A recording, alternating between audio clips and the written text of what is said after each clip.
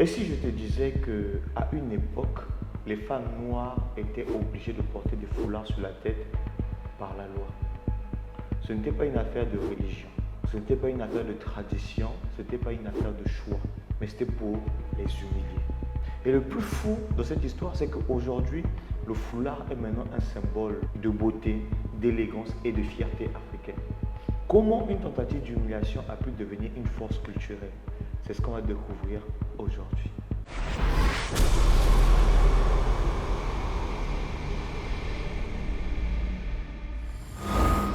Bienvenue sur ma chaîne, je suis Yann Yoba et sur cette chaîne on parle d'art oratoire, de psychologie, d'histoire, de mental et surtout des choses qu'on ne nous a pas appris à l'école. Mon objectif n'est pas juste de vous informer, mon objectif c'est de vous pousser à penser autrement.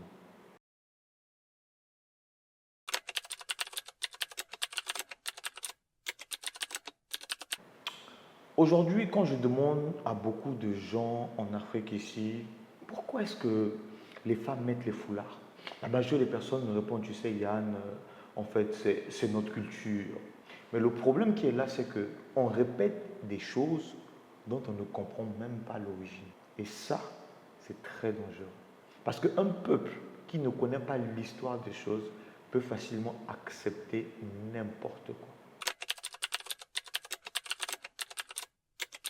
En 1786, en Louisiane, aux États-Unis, une loi a été créée.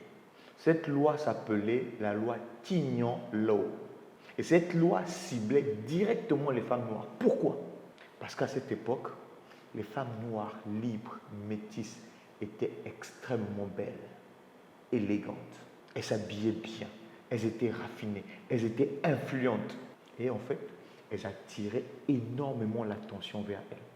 Certaines étaient même plus admirées que les femmes blanches. Et ça dérangeait vraiment la société. Voilà pourquoi les autorités ont décidé de créer une loi.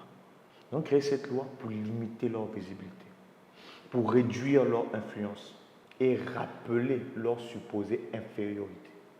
Cette loi obligeait les femmes à couvrir leurs cheveux avec un tissu qu'on appelait tignon. Imagine un instant. On veut cacher ta beauté. On veut contrôler ton image. On veut te faire sentir inférieur. C'est grave. Mais là où ça devient intéressant, c'est que ces femmes ont refusé d'être détruites psychologiquement. Au lieu d'avoir honte, elles ont transformé leur foulard en œuvre d'art. Elles ont commencé à utiliser des tissus magnifiques, des couleurs extraordinaires, des styles élégants, des formes créatives. Ce qui devait être un symbole d'humiliation est devenu un symbole de beauté.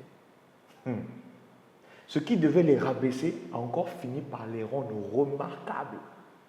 Et sincèrement, je trouve cette histoire remarquable. Parce qu'elle montre que les peuples qui sont forts transforment souvent leurs blessures en identité.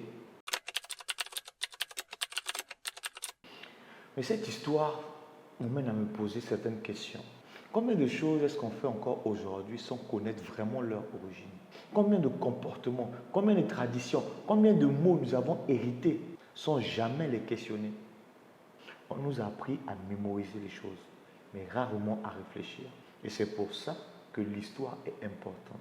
Parce qu'elle nous permet de comprendre qui nous sommes, d'où viennent toutes les pratiques que nous faisons et comment certaines choses ont été utilisées pour contrôler les peuples. Aujourd'hui, je ne suis pas en train de te dire de ne plus mettre les foulards. Non, ce n'est pas ce que j'ai dit. Ne me devance pas ou bien ne dis pas des choses que je n'ai pas dit. Je veux juste te montrer la puissance, la créativité et la résilience des femmes noires. Des femmes qui ont transformé une tentative d'humiliation en symbole de dignité. Et ça, c'est magnifique.